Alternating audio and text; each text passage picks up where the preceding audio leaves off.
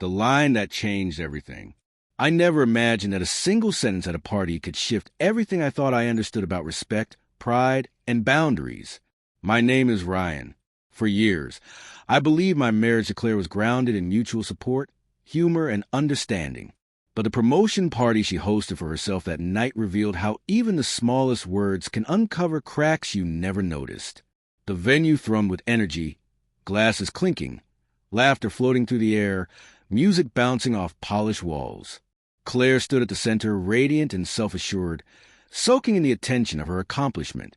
I had always been proud of her, proud to stand beside her.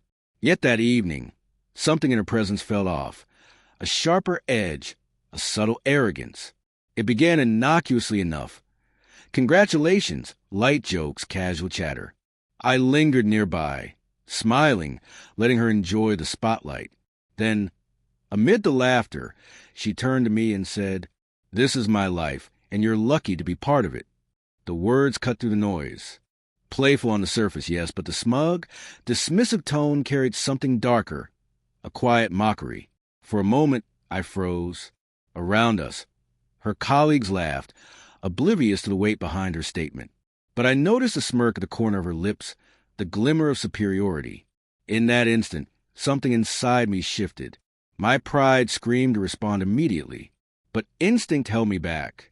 True authority doesn't shout, it controls. So I waited, observing the room.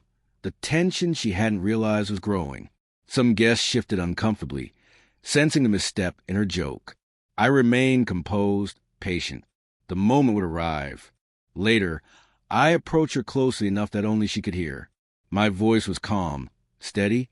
"Claire," I said quietly, "there's a difference between pride and mockery. Tonight, you crossed that line." Her eyes flickered, surprise, then realization. She hadn't expected me to respond, let alone in this measured way. No anger, no scene, just quiet clarity. "Respect," I continued softly, "is earned and maintained, not assumed. You may be celebrating tonight, but that doesn't give you the right to belittle those who stand beside you." The conversation around us continued, yet the air subtly shifted. Those attuned sensed a moment's wait. Claire's laughter softened. The arrogance faded into awareness. She understood without confrontation, without humiliation. The rest of the evening passed quietly. She was polite, thoughtful, subdued. No one else knew what had occurred. The balance between us had been restored. Later, on the balcony, the cool night air wrapped around us.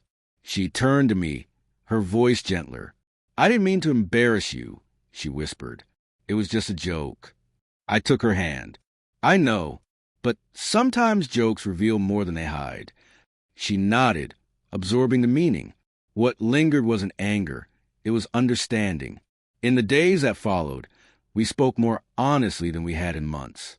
That single line at her promotion party had peeled back layers we'd ignored about respect, pride, and the fragility of boundaries when success takes center stage. What began as an uncomfortable moment became a turning point. Claire learned the weight of her words. I learned the strength of restraint. Looking back, that evening taught me something vital. Power in a relationship doesn't come from dominance or silence. It comes from calm awareness and unwavering boundaries. The room may have celebrated Claire's promotion that night, but the real victory was quieter. The restoration of mutual respect. Because in love, as in life, every word carries weight.